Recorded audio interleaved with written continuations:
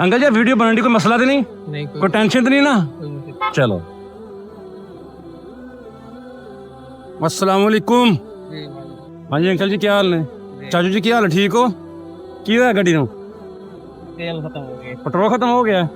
कोई गल नहीं, पेट्रोल देने, खोलो गड्डी दा ढक्कन। एक मिनट की चीज तो एक नहीं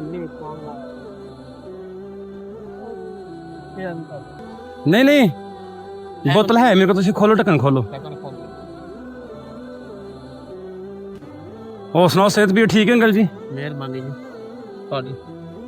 कोई गल नहीं अंकल जी, लो पाओ। किसी को तो थोड़ा कोई नहीं जान दो पूरा पहन दो अंकल जी, कोई गल नहीं। नहीं है कोई गल नहीं अंकल जी।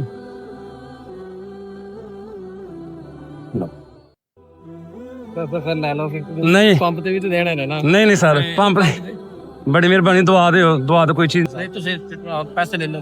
नहीं अंकल जी चलो बड़ी मेहरबानी, हैरियत नाल जाओ हुण।